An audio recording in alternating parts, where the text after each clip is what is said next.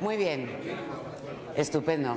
Bueno, pues después de esta pausa yo creo que podemos continuar y abrir el debate, para el que tenemos un tiempo muy limitado, así que voy a pedir a todos los intervinientes que concreten, ya en un estilo periodístico, no tanto de titular, porque esto es un debate que va un poco más allá de los titulares, seamos capaces de abrir un debate más vivo, porque se han planteado ideas muy interesantes sobre cuáles son los errores y algunos han apuntado incluso hacia dónde deberían ir las soluciones, pero lógicamente no hay coincidencia. Efectivamente se puede tuitear, como hemos estado viendo a lo largo del día, con el hashtag Eurodebate. Cobertura no hay, pero lo que sí hay es wifi para enriquecer el debate con las aportaciones de todos vosotros, de todos ustedes.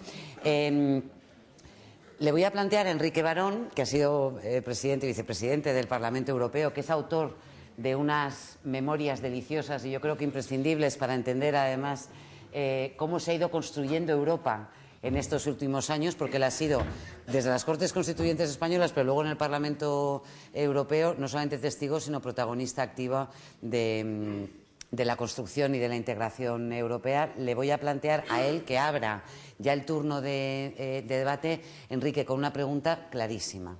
¿Cómo salimos de esta? Bien. Pero no tienes una hora para contestar. No, te haré un blog.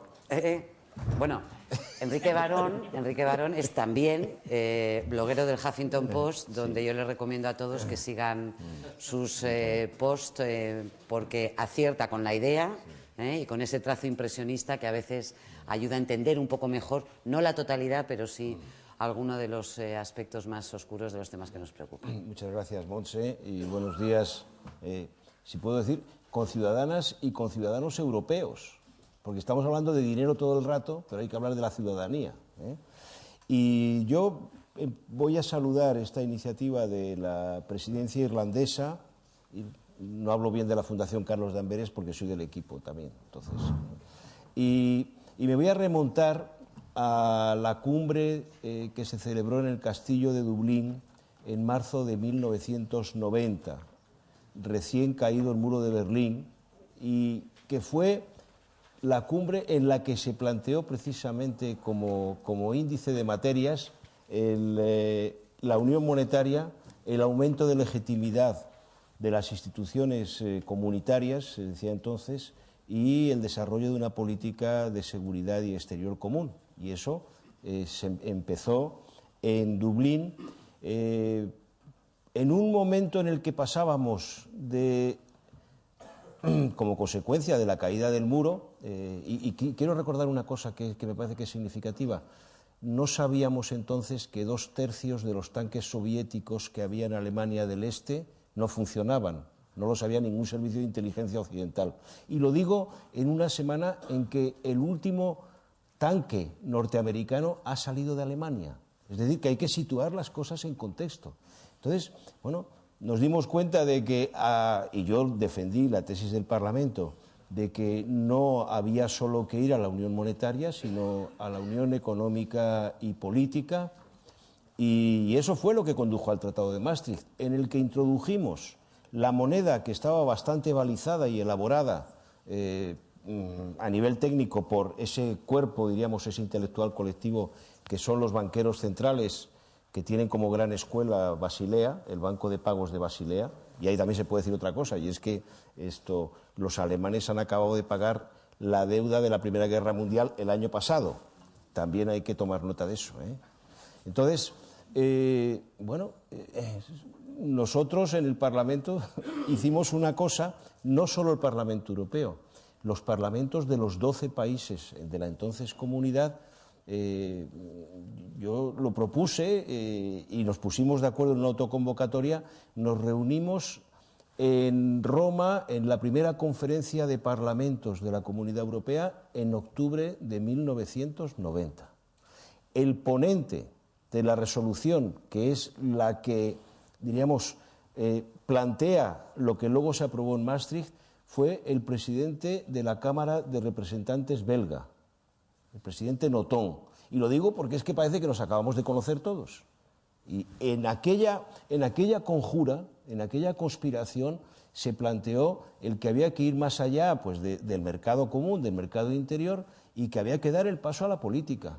Y conseguimos, también lo planteé yo porque lo decía el Parlamento Europeo desde el tratado llamado Spinelli, conseguimos que entrara la ciudadanía. Y lo digo esto porque cuando hablamos de legitimidad democrática y del futuro, no hay un demos europeo, pero hay ciudadanía europea. Es decir, este es un ensayo, como ha dicho Carlos, de creación de una democracia supranacional, y Donaue precisamente ha señalado que, bueno, cómo sobrevivimos en el mundo actual de la globalización. ¿Qué podemos hacer en el mundo del G20? Y yo creo que también hay que incluir eso en nuestras reflexiones. Este invierno yo he estado 2 veces en América y 2 veces en Asia, y bueno, pues eso nos ayuda a comprender que no solamente tenemos que plantear nuestros problemas internos y llorar sobre ellos, sino que tenemos que ver cómo sobrevivimos en el mundo actual y del futuro. Y 500 millones de ciudadanos y 28 estados, porque Croacia va a entrar el mes que viene, pues es una medida mínima para sobrevivir, ¿eh? Yo creo que eso también tenemos que tenerlo en cuenta en nuestras reflexiones. Por lo tanto, primero, lo que nosotros planteamos en aquel momento iba más allá de un acuerdo económico. Y González Páramo también ha dicho una cosa que me parece que hay que recordar, que es: hicimos una federación monetaria, que no es solo el Banco Central Europeo, que es el sistema europeo de bancos centrales, en donde Malta tiene un voto igual que Alemania, cosa que se está debatiendo en la campaña electoral alemana, por ejemplo, bueno, pero que no es solamente el Banco Central, que es un sistema federal. No es un sistema federal la mayor parte del funcionamiento del Consejo, y quizá uno de nuestros problemas a partir de Deauville, que también se ha mencionado aquí, es que en los últimos años, en relación con la crisis, no solo hemos perdido la confianza de unos en otros, sino que además hemos hecho aventuras, o nos hemos lanzado aventuras curiosas, empezando por en la playa de Deauville, de reemplazar el método comunitario por otros sistemas de gestión de la crisis. Y esta semana el comisario encargado de asuntos económicos, Olli Rehn, en el Parlamento Europeo, convenientemente interrogado, pero yo creo que ha hecho una confesión muy, muy notable, ha dicho que, bueno, que la gestión de esta crisis ha sido un desastre porque se han multiplicado los niveles de decisión y de encuentro y de reunión al margen de las instituciones comunitarias, lo cual ha decuplicado las posibilidades de veto, y luego, bueno, pues cuando hay muchos cocineros, pues lo que suele ocurrir es que no sale bien la comida, y eso en gran parte es lo que está pasando. Entonces, esa es la primera cuestión que quería plantear, es decir, esta es una construcción a medio hacer en la que habitamos, pero que en definitiva es un destino político compartido, y eso por fin lo hemos proclamado en el Tratado de Lisboa cuando salvamos la Constitución del naufragio. Bueno, y eso hay que saberlo, es decir, yo recomiendo a todo el mundo que se lea los 3 primeros artículos del Tratado de Lisboa, porque me parece que es ahí donde se plantea lo que en su momento los padres fundadores dijeron que tenía que ser la Federación Europea, y yo creo que tenemos que ser una federación de Estados-nación, que es el primer ensayo de respuesta política democrática a la globalización a un nivel regional. Bueno, muy bien, pues yo creo que en eso estamos, y lo que tenemos que hacer es dar pasos adelante.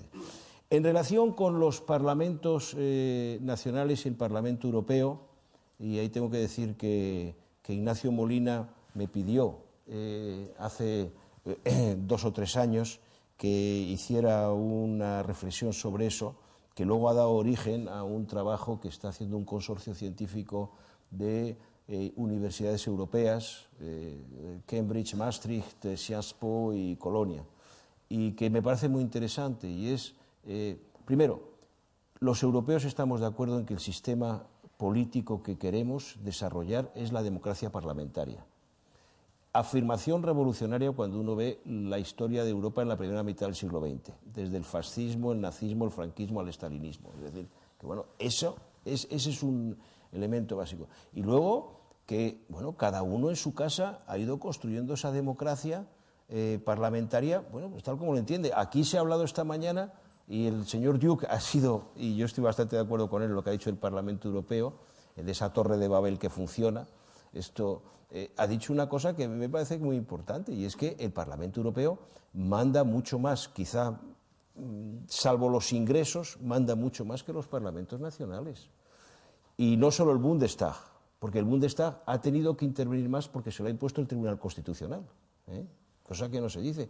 Pero lo que sí es significativo es que en el Bundestag debaten pues, la situación irlandesa, la griega, la chipriota y la española, y votan lo que dan.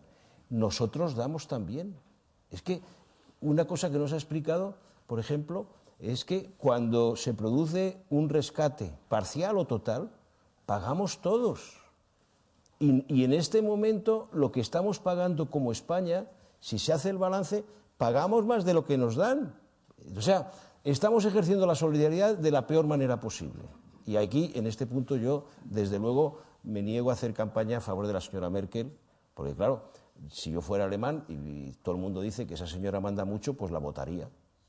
Y me parece que ese no es el tema. Es decir, que bueno, hay que tener un poco sentido de la dignidad. Y eso lo digo cuando el presidente Rajoy, por primera vez la semana pasada, ha dicho en el Congreso de los Diputados que las decisiones no son imposiciones de Bruselas, que España es uno de los socios que está en el Consejo Europeo y que también tiene una cuota parte de la decisión colectiva. Y eso debería decirse en todos los parlamentos. Porque es que nosotros estamos pagando por los irlandeses por nosotros, todo el mundo. Es decir, lo que pasa es que no tenemos el nivel de confianza que nos puede permitir el dar el paso siguiente, que es demostrar la solidaridad, cuando hemos dado el paso decisivo, que es la moneda, a hacer frente de manera solidaria a nuestras responsabilidades y a la defensa de la moneda.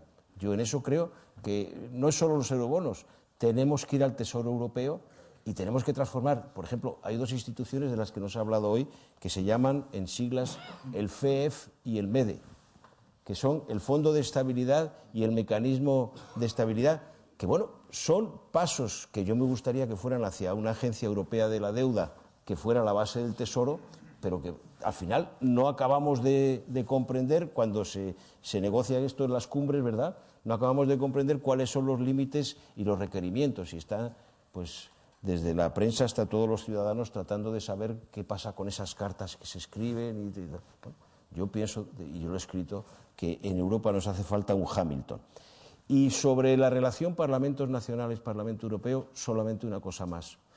El Parlamento británico, la Cámara de los Comunes, que ha debatido mucho del tema de la accountability y la participación y tal, sobre todo porque son los que se plantean si se quedan o se van. Hay un informe que es el informe Forbes, que es de comienzos de los 90, que decía una cosa que me parece que es muy importante. Dice, es que la Cámara de los Comunes puede pedir responsabilidades a su gobierno de una 1/12 parte de la decisión, no de toda la decisión. De toda la decisión, es decir, de las decisiones que adopta el Consejo Europeo o las iniciativas de la Comisión o la legislación europea, solamente hay una Cámara que puede pedir lo que es el Parlamento Europeo. Y hay que ver cómo se articula eso. Y ahí no ha llegado todavía Íñigo Méndez de Vigo, pero fue el ponente que introdujo eso en lo que es el Tratado de Lisboa, que es un sistema pues, de tarjetas naranja y de tarjetas de aviso, para que no se imponga a una parte importante de los parlamentos la decisión. Y luego ya para concluir, y la pregunta, ¿cómo salimos de esta? No estamos en un callejón sin salida. Hay elecciones europeas en 2014, en las que los ciudadanos y las ciudadanas podrán hacer frente a sus responsabilidades, aparte ya de las que tienen cuando eligen a su propio Parlamento y a su gobierno, porque es un sistema, diríamos, que tiene dos pilares como los sistemas federales. Y ayer el presidente Hollande ha dado una conferencia de prensa. Hombre, yo sí quiero subrayar una cosa, que lo comentaba con Miguel Ángel, dio una conferencia de prensa de 3 horas. En fin, yo creo que aquí nos podríamos conformar con media o con una, ¿no? Tú estarías contento con eso. Bueno, y y dijo algunas cosas que yo creo que son interesantes, no solo porque sea correligionario mío, pero porque sí plantea cuestiones en relación con el futuro que se están debatiendo en otros sitios, y particularmente en Alemania, y que nosotros no estamos debatiendo. Por ejemplo, ¿cómo podemos crear verdaderamente un sistema de democracia parlamentaria en Europa? Y ahí voy a criticar al Parlamento Europeo porque todavía no ha hecho la legislación uniforme electoral europea, que sería un gran paso, y tiene esa responsabilidad. No hemos sido capaces, ¿eh? Pero bueno, y un sistema, y la codecisión, como decía el señor Duke, la codecisión como sistema legislativo que introdujimos en el Tratado de Maastricht, hay que también conseguir que sea en todos los temas y que se extienda a uno muy importante, que es la aplicación del principio de no taxation without representation, de la contribución a las cargas. Yo no pido un nuevo impuesto europeo, pido que los europeos podamos decidir sobre, por ejemplo, un recurso como actualmente el recurso de aportación sobre el PIB. Luego, ¿queremos que la Comisión sea un gobierno responsable? Esa es una pregunta muy importante. La Comisión en este momento no es un gobierno responsable y además ha perdido un gran protagonismo por la evolución, y luego yo creo que en eso, en fin, sobre todo el primer mandato Barroso no fue pues como muy ilusionante, pero vamos, no entro en concreto en la crítica del pasado. Sí digo que así como tenemos una vicepresidenta para política exterior, ¿por qué no tenemos un vicepresidente para asuntos económicos? Es que el banquero central no es un centro de legitimidad política, el banquero central tiene que ocuparse de la gestión de la moneda, pero tenemos que tener a alguien que se ocupe de la gestión de la economía. Bueno, y eso no está claro. No sé si es un gran ejemplo en términos de efectividad. En cuanto al banquero central, yo tengo que decir una cosa y no soy. Yo creo que el Banco Central Europeo es, con todos sus errores, es la institución que ha gestionado de manera más digna esta crisis. Y bueno, y déjame ya. La última. La última. Claro, la última. Es que me respondes sí. Al final. No, la última. Que las familias o los partidos políticos europeos, y Ignacio lo ha comentado también, entre otros, que den el paso de tener una cara y ojos, una candidata o un candidato. Yo eso no lo conseguí en mi familia política, yo se lo dije, digo, mira, no se puede decir solo que somos los mejores y poner una flor y tal.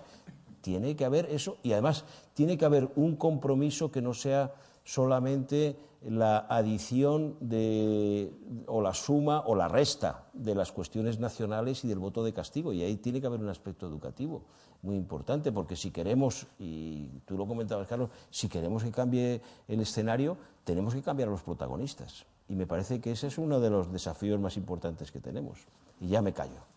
Una caja en la que nadie se atreve a abrir directamente, de momento, ¿no? De elegir una persona que represente directamente a un grupo ideológico. Y yo añado que, desde luego, yo sí soy partidario de los triunviratos en política desde el Imperio Romano, siempre acaban con que hay uno que se carga al otro. Entonces, sí, bueno, eso es una situación transitoria. Yo soy partidario de la fusión entre la presidencia de la Comisión y del Consejo. Y me alegro que el presidente de Francia también esté a favor de dar un paso en ese sentido, porque si no está a favor no se hace nada en ese terreno. Muy bien. Muchísimas gracias, Enrique.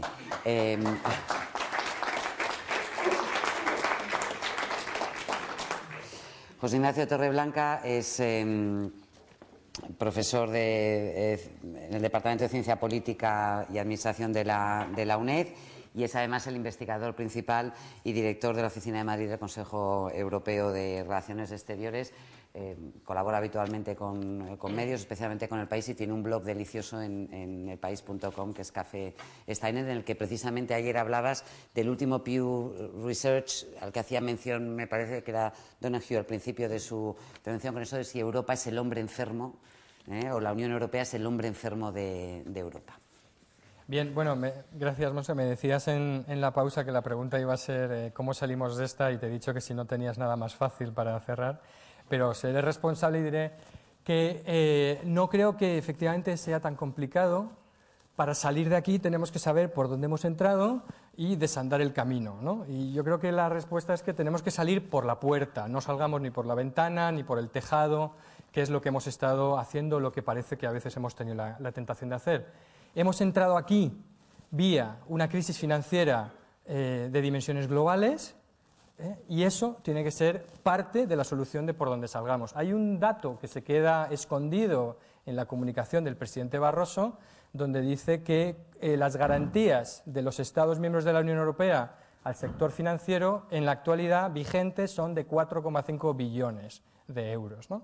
Es decir, ahí está en el papel del presidente Barroso. Tenemos ese problema y lo vemos en el contexto de todo lo que es la regulación del sector financiero, que es la que nos ha traído hasta aquí, independientemente de que nos queramos flagelar con problemas culturales o 1898. Los que hundieron el Maine y a los que se lo hundieron están exactamente en la misma situación debido a la desregulación de los mercados financieros. Por lo tanto, antes de buscar en el ser español algún defecto intrínseco o en el de otros que nos lleve hasta aquí, entendamos cómo hemos llegado y deshagamos ese nudo sobre el cual tenemos múltiples escándalos, desde la manipulación del LIBOR, los paraísos fiscales, incluidos dentro del propio territorio de la Unión Europea, por cierto, que empujan precisamente a los estados a endeudarse, etcétera, ¿no? Entonces, salgamos por ahí. La Unión Europea ha tomado muchísimas medidas en ese sentido, pero creo que eso es un elemento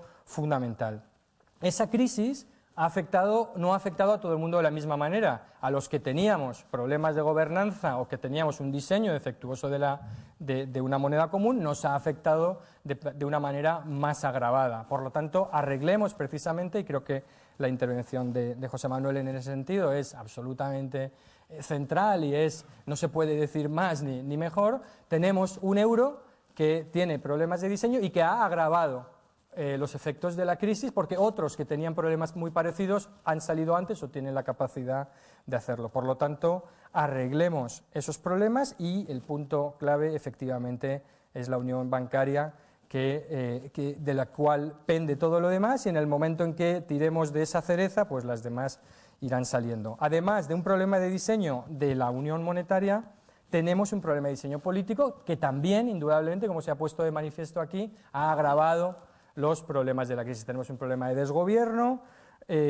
con instituciones muy débiles o debilitadas. La Comisión Europea ha sido citada aquí en ese contexto, el Parlamento Europeo también. Creo que se han dicho bastantes cosas aquí en ese sentido, no me hace falta abundar más, pero es evidente que la conjunción de esos problemas de diseño con los problemas de desgobierno pues, ha producido un problema de desafección ciudadana, porque simplemente esto no funciona, y no funciona de la manera a la que a la gente obviamente le gustaría y tiene derecho a reclamar que funcione, y nos hemos encontrado con una situación en la que la salvación del euro está a punto de llevarse por delante el propio proyecto de la Unión Europea, como no tengamos un poquito de cuidado, aun cuando las decisiones que se tomaron el año pasado han alejado el peligro sistémico, pero pienso que la siguiente fase de la crisis va a ser fundamentalmente política, lo cual es bueno en algún sentido, porque también te da una capacidad de actuación con el paraguas de salvación de la moneda que ha proporcionado el BCE. Por fin podemos hacer política, y eso es lo que está pasando.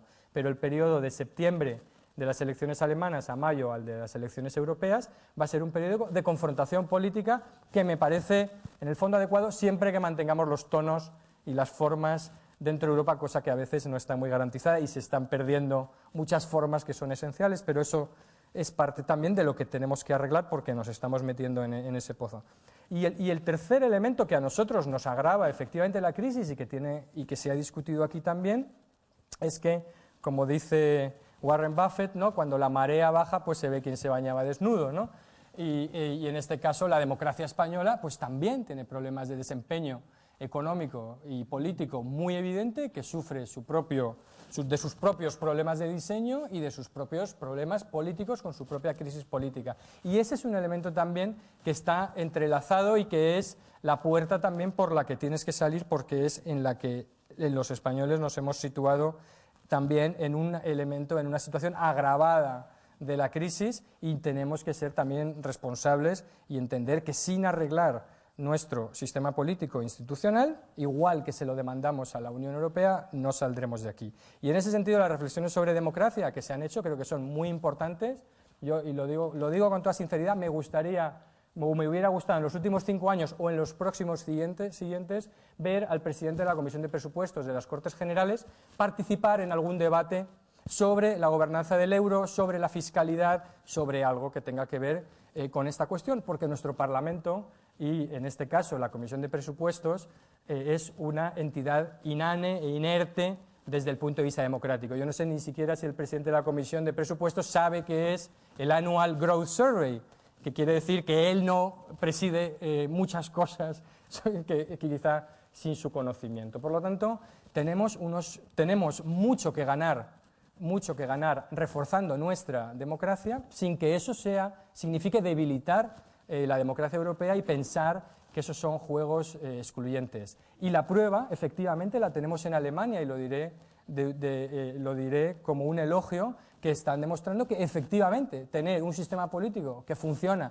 correctamente desde el punto de vista de la relación gobierno-parlamento significa que Angela Merkel será la única líder europea reelegida prácticamente en toda la Unión Europea durante este tiempo, porque efectivamente los alemanes tienen la sensación de que su sistema político funciona, y nos puede gustar más o menos las decisiones que tome, pero desde su punto de vista es absolutamente esencial. Por lo tanto, creo que salgamos por donde hemos entrado, y hemos entrado por estos 3 caminos en la crisis, y necesitamos salir de ellos por las mismas puertas que hemos ido cerrando detrás nuestro, ¿no? Gracias. A mí hay algo que me preocupa y me gustaría trasladarlo ahora, y Miguel Ángel, me gustaría que lo abordaras tú y que luego nuestros colegas irlandeses nos den alguna clave, porque esta discusión que se realiza en un foro de gente preocupada, comprometida, que estudia, que trabaja y a la que le preocupa Europa, no acaba de calar en la ciudadanía. Y es verdad que Europa, la Europa de los ciudadanos también, deja de tener sentido. Entonces, esa falta de relato, de que escuchábamos, de narrativa común, ¿cómo la superamos, Miguel Ángel? Te lo pregunto porque tu vinculación con Europa es de siempre, ya desde la cuna prácticamente, ¿no? Antes incluso de que existiera, se remonta a 1500 y pico. Bueno, ¿cómo superamos? ¿Qué es los académicos, los políticos, los financieros, los periodistas? ¿De qué manera articulamos mejor esa narrativa o le damos contenido para que todos como ciudadanos sintamos que recuperamos esa especie de identificación que había no con políticas concretas europeas, sí con el proyecto europeo? Bueno, yo estoy, por esa antigüedad que me atribuyes, A pesar de tu juventud. Exactamente, extremada. Del espíritu. Estoy recordando cuántas veces, con motivo muchas veces de las elecciones europeas, que ahora las tenemos en puertas, ha habido una queja angustiosa de los medios de comunicación. No hay debate. Esto de Europa, lo que pasa es que Europa no se debate sobre Europa, pero luego cuando alguien, porque esto quiere entrar en el debate, los medios han sido muy refractarios durante muchísimos años. Es decir, pero si este tema de Europa no le importa a nadie, pero hombre, si son ustedes los que tienen que sensibilizar, los periódicos no son solo un sistema para recoger, pues no sé, los crímenes más que más mueven, las secciones de sucesos, esos que más apasionan al público más elemental. Los periódicos tienen también otras funciones, y desde luego la de ilustrar al público sobre el tema de Europa es una de ellas, y a mi modo de ver irrenunciable. No lo hacen y luego se quejan. Los medios que no hacen ese trabajo luego se quejan de que el trabajo no ha sido hecho, pero es que lo tienen que hacer ellos. Es decir, ahí hay una falta de toma de responsabilidad muy grave. Este seminario, esta jornada, se llama Hacia una auténtica Unión Monetaria Europea. 2 puntos: legitimidad democrática y rendición de cuentas. Y en esas 2 cuestiones, en la legitimidad democrática y en la rendición de cuentas, que están íntimamente vinculadas, los medios de comunicación tienen una función absolutamente básica. Es decir, los gobiernos están emplazados o responden ante sus parlamentos, pero responden de una manera mucho más viva, muchísimas veces, responden ante los medios de comunicación. Ese es el deber de los medios. emplazar a los gobiernos a que se expliquen, ser absolutamente contundentes, ser insolentes, ser molestos, vivir en la sospecha permanente, que es la única manera de que los políticos no se adormezcan, no se corrompan, porque eso está también en la naturaleza humana.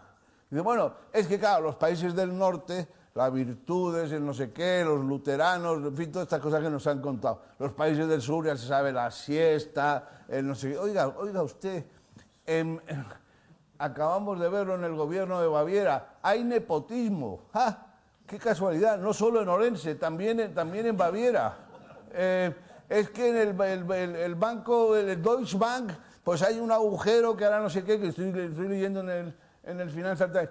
Hay agujeros en el Deutsche Bank, no solamente en Caja Murcia. Pero bueno, ¿qué es esto? Es decir, es que en la naturaleza humana está inserto el abusar. Eso de ganarás el pan con el sudor de tu frente es una cosa que mucha gente ha querido eludir. Ganaré el pan con el sudor de la frente de los demás. Entonces, el dinero fácil, la manera el ventajismo, el conseguir derivar, digamos, la limpieza de los procedimientos en favor de la propia empresa en la que uno trabaja. Esto no es una cosa que hayan inventado en Écija. Esto está distribuido de manera bastante proporcional en el conjunto de la humanidad. Lo que nos diferencia es cómo, una vez que esos problemas se detectan, primero, en la capacidad de detectarlos.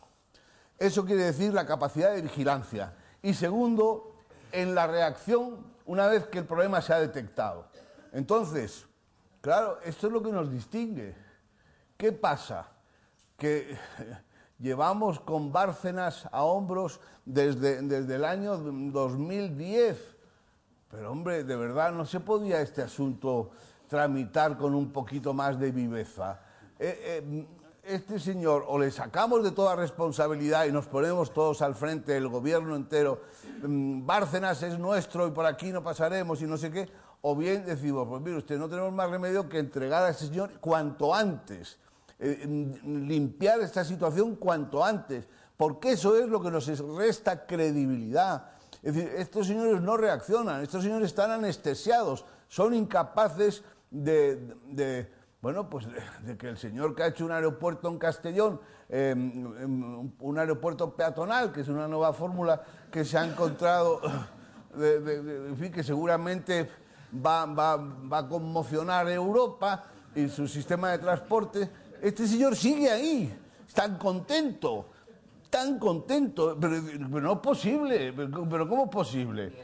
Entonces, no, me voy, termino, no. Vamos a tener que explicar las referencias locales a nuestros colegas irlandeses. No, pero Bárcenas, ahora el aeropuerto de Castellón, Carlos Fabra, esto es interminable. No, pero he empezado por decir que estas cosas con otros nombres tienen lugar en otros sitios. Claro. Y lo que nos diferencia es la capacidad de ponerle a ese asunto coto, de reaccionar ante esos abusos, de poner a esa gente... Bueno, hemos tenido una gran satisfacción.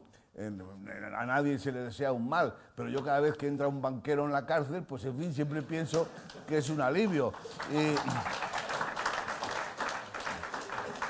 Déjame que le plantee, Miguel Ángel, esta misma cuestión de cómo reacciona, por ejemplo, en Irlanda. No, déjame que termine una cosa, simplemente.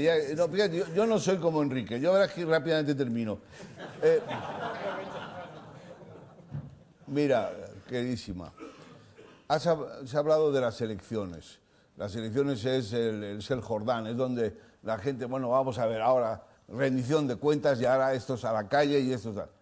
Elecciones europeas como el momento de la responsabilidad. Yo lo que me temo es que sea el momento de la irresponsabilidad, porque la gente que a la hora de votar al alcalde o al presidente de la comunidad o al presidente del gobierno se lo piensa 3 veces, dice, bueno, ahora vienen las europeas y barra libre, aquí votamos cualquier cosa. Es decir, la capacidad de llevar... Es decir, como esto es irrelevante, como esto no piensan, Ese es, digamos, el pensamiento establecido. Entonces, ahora aquí se van a enterar. Y yo creo que eso es lo que debería diferenciar estas convocatorias, esta del año próximo, es que fuera realmente un ejercicio de responsabilidad, para lo cual los medios de comunicación tienen un papel que no están cumpliendo. Me interesa sobre esto conocer cuál es la perspectiva irlandesa y le pregunto a Alan Dukes y a Pascal Donoghue sobre la postura de la opinión pública irlandesa. Desde la perspectiva de los políticos, yo no sé si, supongo que en Irlanda, como en los demás países, la costumbre es culpar a Europa cuando algo no funciona y no a los gobiernos nacionales cuando hay algún problema. Pero de cara a esas elecciones europeas, que yo me puedo anticipar que para nada va a ser un ejercicio de responsabilidad, sino al contrario, puede ser una locura y dar pie a un Babel como nunca habíamos tenido. ¿Cómo se maneja en Irlanda esa opinión pública? ¿Cuál es la percepción de los ciudadanos y cómo los políticos perciben a los ciudadanos respecto a los asuntos europeos, que tienen un punto de complejidad y de impopularidad a veces difícil de vender a la hora de establecer el relato? A la hora de explicar,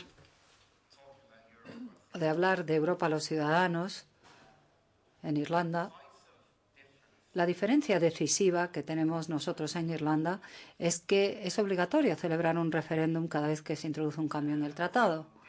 Por lo tanto, esto obliga a que haya un debate sobre asuntos europeos. Dicho esto, un ministro del gobierno irlandés ha dicho recientemente que cuando se celebra un referéndum, se celebra un referéndum en el cual se discute todo menos del tratado. Y hay algo de verdad en eso, pero aún así siempre se produce un debate concentrado sobre asuntos europeos debido a esa exigencia de celebrar un referéndum. Y eso ayuda mucho, es muy útil a la hora de generar un mejor conocimiento, ¿no?, y comprensión de lo que ocurre en Europa y cómo eso afecta a Irlanda. Yo diría que hay tres elementos en el modo en que se puede celebrar un debate positivo sobre Europa. Y yo esto lo relacionaría con una cosa que deberíamos seguir haciendo, otra cosa que deberíamos dejar de hacer y algo que deberíamos empezar a hacer. En cuanto a lo que tenemos que dejar de hacer, yo creo que deberíamos dejar de decir que cada vez que algo falla es culpa de Bruselas. Pero cuando algo va bien, entonces se debe al gobierno de Dublín. Yo creo que deberíamos ser un poquito más equilibrados en la manera en que atribuimos el crédito y el desastre, ¿no? Y en cuanto a lo que debemos seguir haciendo, yo creo que deberíamos empezar a basar el argumento sobre Europa desde el punto de vista de lo que a nosotros nos interesa, de nuestro beneficio propio. Deberíamos decirle a la gente que va en nuestro propio interés nacional el participar en Europa. Y no deberíamos ser reacios a crear argumentos basados en cómo es la vida de los distintos países y de los pueblos que representamos. Y ahí hay algo que debemos seguir haciendo. Me refiero a que la gente pueda moverse a través de Europa con facilidad. Una cosa que ha cambiado mucho la conversación que tenemos en Irlanda sobre Alemania es el hecho de que muchos jóvenes irlandeses han trabajado en Alemania. Muchas familias irlandesas tienen parientes que viven en Alemania. Y si hablas de cualquiera de los países que son nuestros vecinos europeos, muchas familias irlandesas, si no todas, han trabajado en alguno de esos países o han viajado ahí o tienen incluso una segunda vivienda en ese país. Y eso introduce un grado de realismo muy importante. Y quizá en Irlanda haya menos mitos de los que se hablaba antes por el hecho de que tenemos mucha experiencia viviendo y trabajando en el extranjero. Aquí se ha mencionado un factor del que no hemos hablado aquí y que forma parte de la naturaleza humana. Como observación, yo he sido miembro del Parlamento Europeo durante años y siempre he participado en todo tipo de debates y debo decir que en la mayor parte de los casos la mayoría de la gente no presta atención a la política. No le interesa la política. La única vez que le interesa la política es cuando surge un problema que les afecta directamente. No sé cómo serán las cosas aquí en España, pero cuando se celebran elecciones en Irlanda, nosotros tenemos un sistema electoral que hace que haya una obligación constitucional según la cual hay que tener un número de votos X por cada diputado. Durante mucho tiempo conocíamos bien a los políticos y dedicábamos mucho tiempo a hablar con la gente en sus casas, ¿no? Durante una campaña electoral no pasa un día en el que un candidato no conozca a alguien en la puerta de su casa diciéndole hago campaña por tal partido y espero ser elegido. Y la primera pregunta que le plantean es ¿y qué vas a hacer para ayudarme a mí? No para ayudar al país, ni para ayudar a Europa, ni para ayudar a las escuelas locales, no. ¿Qué vas a hacer para beneficiarme a mí? Eso es lo que la gente le plantea a sus políticos. Por lo tanto, yo creo que deberíamos adaptar nuestras expectativas con respecto a lo que es la legitimidad democrática, teniendo en cuenta cómo es la naturaleza humana, porque nunca vamos a llegar a un punto en el cual la mayoría de la población diga, sí, vale, este proceso es democráticamente legítimo porque lo conozco, porque sé qué alternativas y qué decisiones tenemos que tomar y estoy de acuerdo. Ese nivel de perfección no es alcanzable. Y en cuanto al entendimiento que tiene el público en general, estoy de acuerdo con lo que decía Miguel Ángel sobre los medios. Durante la Convención Constitucional, que luego llevó al Tratado de Lisboa, uno de nuestros principales periódicos de Irlanda, que se tomó el tema muy en serio, publicaba cada semana un resumen de los principales temas que se habían debatido esa semana, ¿no? Se decía, bueno, pues los políticos se les encarga una tarea y luego acaban hablando de cosas que no se supone que es lo que tienen que hablar. Pero bueno, este periódico consiguió publicar un resumen bastante bueno de lo que había ocurrido en la convención esa semana. Y cuando llegó el referéndum, resulta que el periódico empezó a criticar a todos los políticos diciendo no ha habido información pública sobre qué es lo que ha llevado este tratado. Hombre, esto no es muy popular decirlo, pero como ya no soy político y no tengo que pedir que me voten, pues puedo ofender a los periódicos. Bueno, yo creo que la gente que dice que no tiene información, que carecen de información sobre temas importantes desde el punto de vista político, son precisamente los que no quieren enterarse, que ni siquiera se molestan en leer. Y tú puedes llevar el caballo al agua, pero no lo puedes obligar a leer. Y si los votantes no tienen sed por aprender, pues no puedes hacer nada. Y la mayoría de la gente no tiene sed, no tiene interés en los temas que luego les van a afectar. ¿Y cuál es la respuesta? Pues la respuesta es que los actores de nuestro sistema político y los miembros de la Administración tengan ese nivel de conocimiento y de compromiso para que, si el público les pide cuentas, que puedan explicarse. Considero que cada vez hay más sed y más hambre por conocer, y eso lo percibimos en una parte de la población. Bueno, ha llegado el secretario de Estado para la Unión Europea, Íñigo Méndez de Vigo, que va a clausurar este encuentro, y me han pedido que haga un pequeño resumen, en la medida de lo posible, porque hemos debatido con los ponentes y han puesto sobre la mesa muchas ideas muy interesantes, y es imposible concentrarlas. Pero sí, si podemos hacer un brevísimo resumen. Hemos escuchado a Pascal Donejo hablar de la falta de fe, que es la falta de confianza que se extiende en estos momentos por la Unión Europea, y cómo necesitamos una narrativa común o un relato, que es la palabra que utilizamos aquí habitualmente, insistiendo en que es fundamental que haya más apoyo a las instituciones europeas, pero que también cada país debe elegir o encontrar su propio ritmo y el propio camino y su propia velocidad. A José Manuel González Páramo le hemos escuchado, que yo era la primera vez que oía la versión del euro 2.0, como de alguna manera reconociendo que el primer euro ha sido, no sé si un fracaso, pero una versión mejorable, abiertamente mejorable. Gracias, eso ha sido muy diplomático. Estaba pensando en una palabra un poco más fuerte. Pero se ha defendido también la idea de que realmente la única institución auténticamente federal en la Unión Europea en estos momentos es el Banco Central Europeo, y por lo tanto deberíamos defenderlo de los más entusiastas, que pueden provocar que pierda precisamente esa capacidad genuina de diferenciarse y, por lo tanto, de actuar de una manera distinta de otras instituciones. Alan Dukes, aparte de hacernos reflexionar sobre ese caballo al que le podemos llevar a que beba, pero no forzarle a beber si no quiere, ha puesto en valor lo que es el Parlamento Europeo como modelo por la voluntad de consenso que no existe siempre en los parlamentos nacionales, algo que no deberíamos olvidar. Y ha hecho también un aviso de por qué la troika se mete tanto en la microeconomía y en los detalles pequeños que deberían ser objeto de cuidado de los parlamentos nacionales o de los gobiernos nacionales y no tanto de la troika. Ignacio Molina ha planteado los riesgos que yo creo los tenemos inmediatos de cara a las próximas elecciones, de que se rompan los equilibrios ideológicos y territoriales que han sido los ejes que han marcado hasta ahora el funcionamiento de las instituciones y del Parlamento y de la Comisión Europea. Carlos Carnero ha lanzado una serie de propuestas, pero ha apostado claramente por una Europa más federal, en la que, ojo con los acuerdos intergubernamentales, se acaban de alguna manera devaluando ese proceso federal.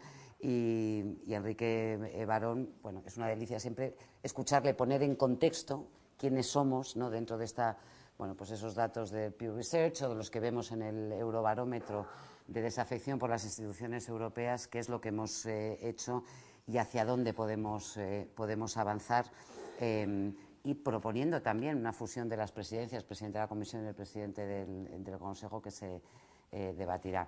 Además, Nacho Torreblanca ha planteado que salgamos de la crisis desandando el camino que nos ha llevado hasta ella.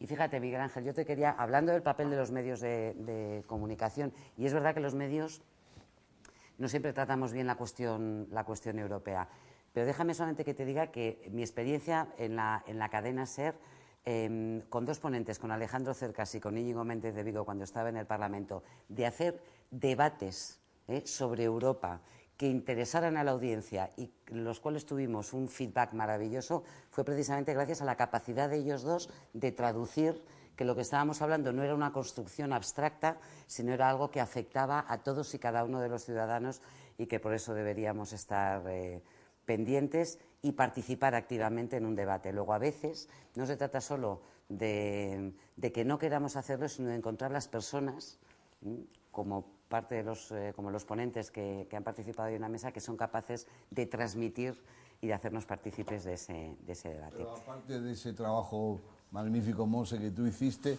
No, que hicieron ellos. Bueno, pero tú les buscaste y les pusiste uno enfrente de otro.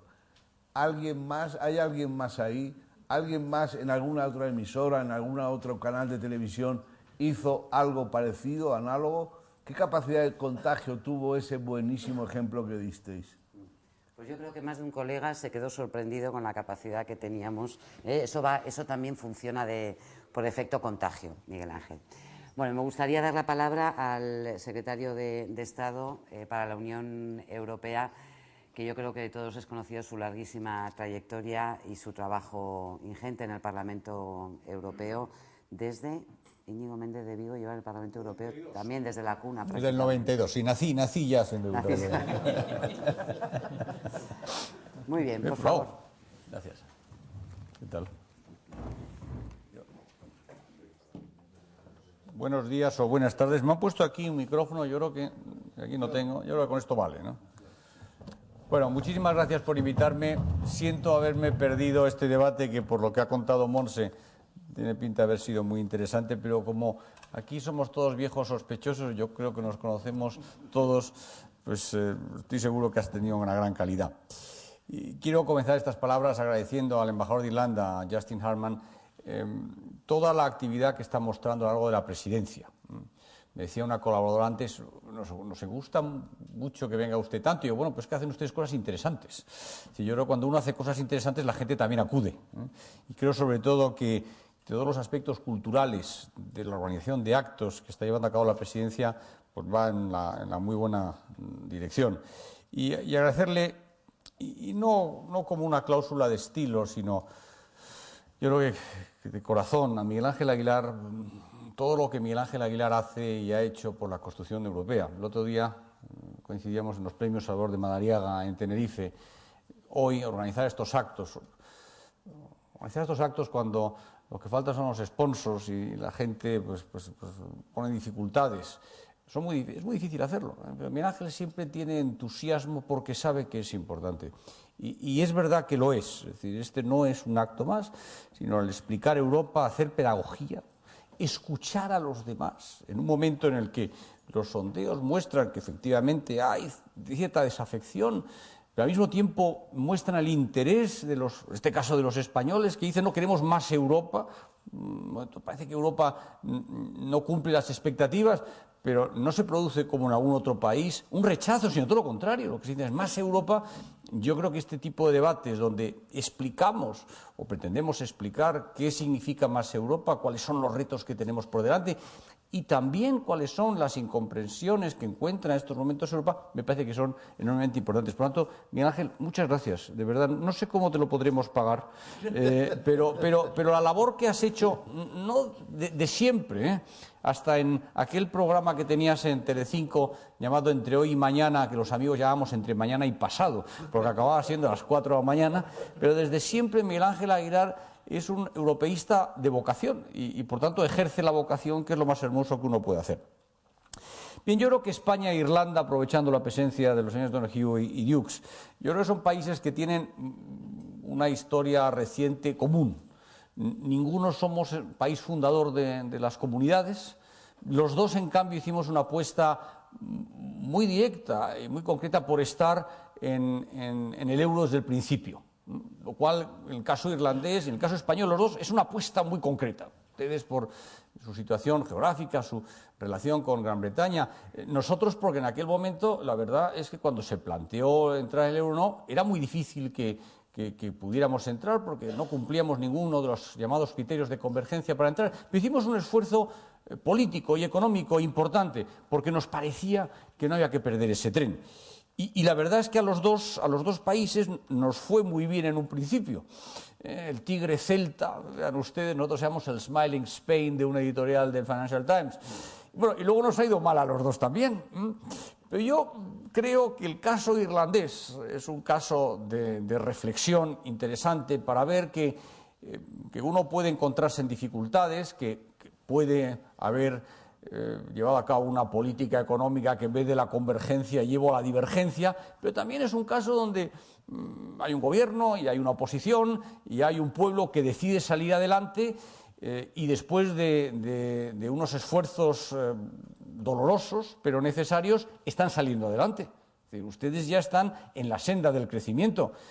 Ustedes han recuperado parte de su sector bancario y ayer mismo subastaron bonos de 3 meses por un valor de 500 millones de euros a un interés muy bajo. Es decir, que Irlanda al final es un ejemplo de que las reformas que son necesarias y, como he dicho antes, son dolorosas, al final dan resultado y uno sale de la crisis cuando hace lo que cree que tiene que hacer en cada momento, ¿no? Por tanto, yo creo que el caso irlandés, que nos está dando unas cifras de crecimiento ya, empiezan a ser significativas, son también una muestra de esperanza de que al final el éxito también llega.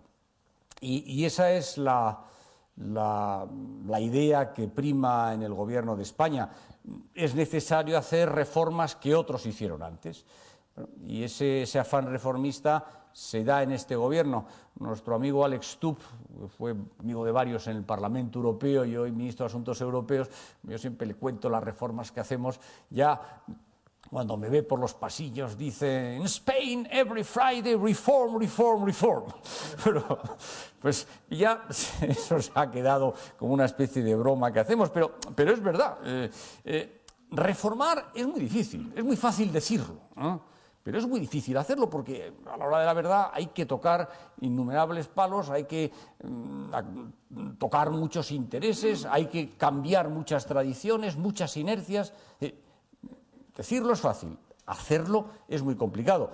Pero esa es la voluntad que tiene el Gobierno y en esa voluntad estamos. Hoy mismo el Consejo de Ministros habrá aprobado hace unos minutos la Ley de Calidad de la Enseñanza y en las próximas semanas habrá una nueva ley para dar apoyo al emprendedor y su internacionalización. Y en el plan de reformas que presentó el Gobierno en abril hay también muchas medidas que van en esa línea de dirección. Y yo creo que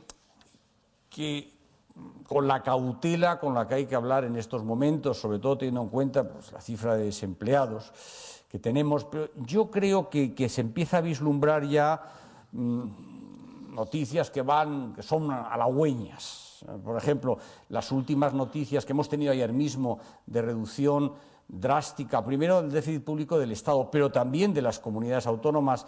8 de ellas cerraron con superávit el mes de marzo, cuando en España hay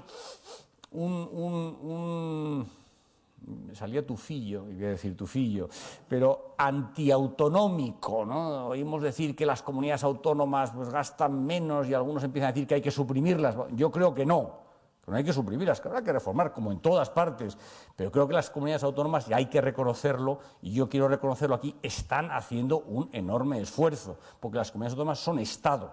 Por lo tanto, el déficit del Estado es también el déficit de las comunidades autónomas, y los resultados que hemos conocido ayer ponen de relieve que están haciendo un gran esfuerzo. Creo también que se ha reducido la deuda de las empresas y las familias. La bolsa española está recuperando atractivo para el destino como destino de inversión. El sector turístico sigue pujante. El diferencial de la deuda soberana española se mantiene en torno a los 290 puntos básicos con el bono alemán. Estuvimos en 630 en el mes de junio. Bueno, esperamos que siga bajando, pero no está en una situación de angustia como la que padecimos hace unos meses. El Tesoro español ha conseguido en las subastas de deuda que la demanda supere holgadamente nuestros objetivos, lo cual significa una reducción considerable de los tipos de interés. Las empresas españolas comienzan a financiarse a precios razonables. Antes de ayer, Telefónica emitió deuda ofreciendo el nivel más bajo de su historia y el lunes Repsol emitió bonos a 7 años también a un interés bajo. España ha ganado competitividad, lo prueban las relocalizaciones que se han producido en el sector del automóvil. Hoy mismo hemos sabido que hay una buena noticia, superávit comercial, 634,9 millones en marzo, el primero de su historia. Y ya nadie habla del rescate de España, que también era algo que estaba en las primeras páginas de los periódicos en los meses de septiembre a noviembre. Por tanto, yo creo, algunas veces me critican que lo diga, pero como yo lo creo, lo digo. Yo creo que lo peor ya ha pasado. Creo que tenemos que seguir trabajando, pero creo que tenemos señales que van en la buena dirección. Esas señales que van en la buena dirección son los deberes que tenemos que hacer a nivel nacional.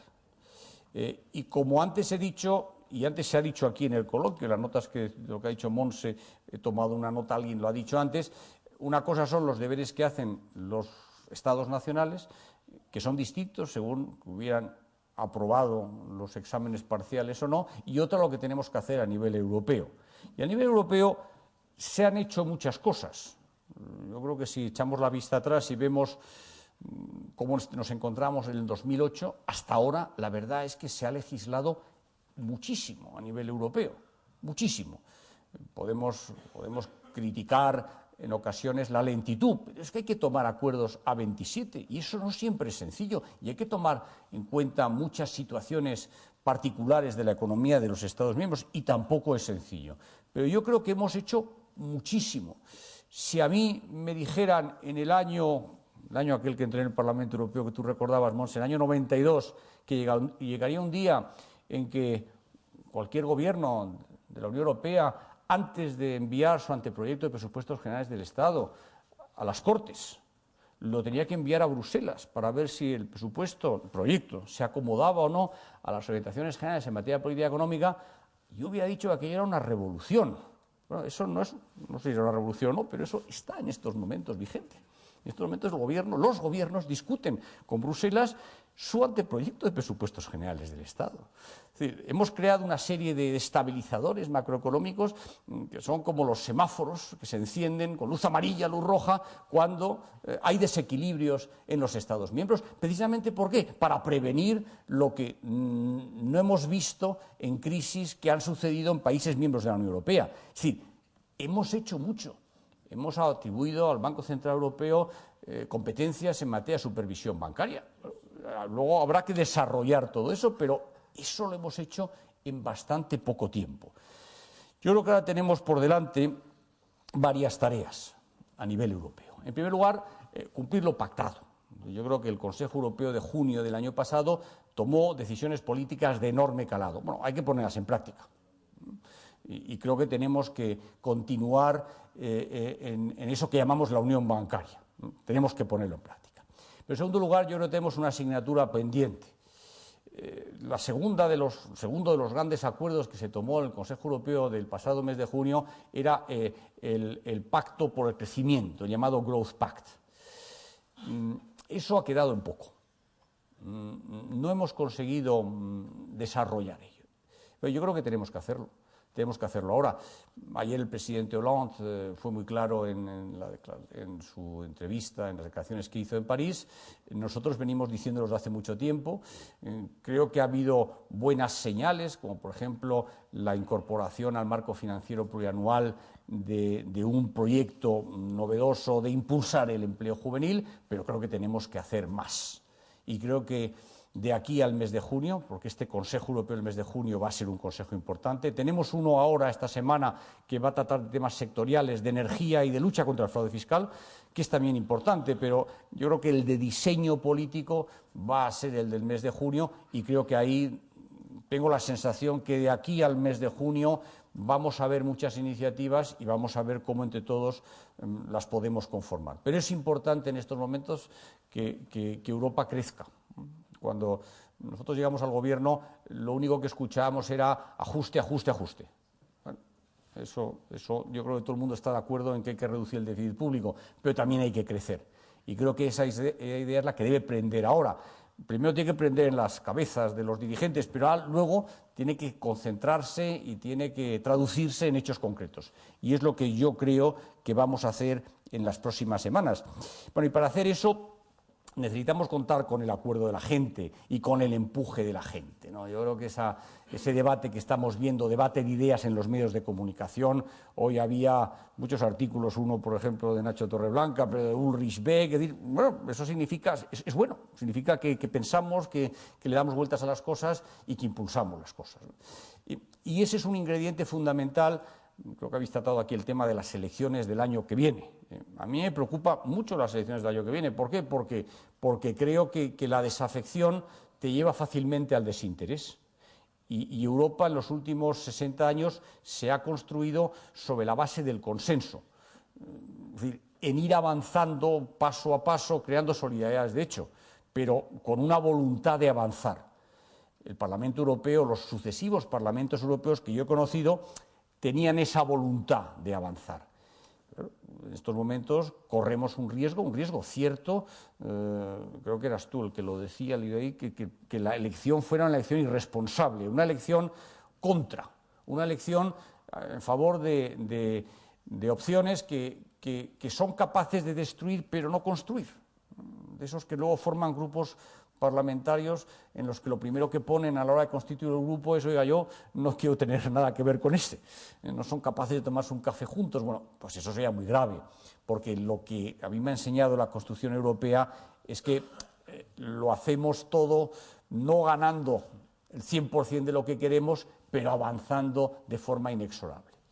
Y yo creo, y con esta conclusión también quiero terminar, yo creo que fue Lord Turner quien cuando comenzó la crisis lo dijo en un informe que hizo sobre Financial Review, de Perspective, dijo: ante esta crisis nos encontramos ante una encrucijada. O bien decidimos que no ha merecido la pena muchas de las cosas que hemos hecho y volvemos a los Estados nacionales, o apostamos por mayor integración, por eso que llamamos más Europa. El propio Turner apuntaba en la segunda dirección, es que la solución es más Europa. Y hay que ver cómo traducimos eso, ¿no? Y miren, muchas veces en el debate sobre Europa parece que las decisiones, las soluciones nos las marcan otros, ¿no? Cuando uno lee los medios de comunicación, dice: no, Bruselas dice. Yo no me canso de repetir que Bruselas somos nosotros. Y que si creemos que Bruselas no hace lo que debe o hace las cosas mal, hay que responsabilizar a los gobiernos que se sientan en el Consejo y a los diputados, que son los que elegimos precisamente en el año 2014, que son los que codeciden con el Consejo. Esos son los que toman las decisiones. Cuando dicen, no, es que Bruselas me ha impuesto, oiga, usted no habrá sido capaz de convencer al resto de sus colegas de la bondad de sus propuestas, o al final ha perdido usted, que uno también, la vida también se pierde, ¿no? Pero no hay una especie de mano negra que tome decisiones alejada de los problemas de la gente. Por lo tanto, como eso es así, es necesario que la gente participe, que la gente le diga a sus representantes, oye, yo quiero que vayáis en esta edición o en otra. Y eso hoy en día la revolución tecnológica te da medios para hacerlo, porque hoy en día funciona la conexión entre el representante y el representado de una manera mucho más rotunda y mucho más fácil que en el pasado. Y yo creo que eso es enormemente importante hacerlo y pedir la participación de la gente. Y más cuando lo que vamos a ver en los próximos meses es un diseño sobre eso que llamamos la Europa del futuro, de la unión política. El presidente Van Rompuy, el presidente del Consejo Europeo y los otros presidentes de las otras tres instituciones, el señor Dijsselbloem, lo he dicho bastante bien, Dijsselbloem, el embajador de los Países Bajos siempre, Dijsselbloem, yo creo que soy el único madrileño que pronuncia Dijsselbloem bastante correctamente. Pero Dijsselbloem, Barroso y Draghi van a elaborar un papel sobre la unión económica y monetaria y la unión política. Y yo insisto en que eso no está escrito en ningún lado y que necesitan ideas y necesitan iniciativas. Y por eso creo yo que actos como este, Miguel Ángel, y como los que vamos a seguir haciendo en el futuro, son buenos para escuchar lo que quiere la gente, para tener ideas, para trasladarlas y para llevarlas ahí. Porque efectivamente el destino de Europa no está escrito en ningún lado, sino tenemos que hacerlo nosotros. Y eso es lo que pedía nuestro admirado don Salvador de Madariaga, quien decía que Europa no sería una realidad hasta que no lo fuera en la conciencia de sus ciudadanos. Pues lo que tenemos que hacer, y a eso contribuye de forma muy importante y decisiva, y por eso te felicito este tipo de encuentros. Muchísimas gracias por su atención y hasta el próximo.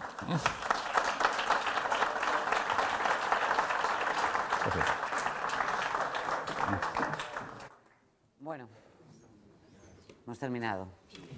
Pero el embajador nos ofrece una recepción en la que podemos seguir discutiendo y hablando. Ojalá hubiéramos tenido más tiempo para contestar y para responder y para plantear preguntas, pero lo podemos hacer ahora en unos minutos. Aquí arriba, ¿verdad, embajador? Aquí arriba, ¿no? Sí, pues hasta ahora. Muchas gracias a todos por su participación y a vosotros.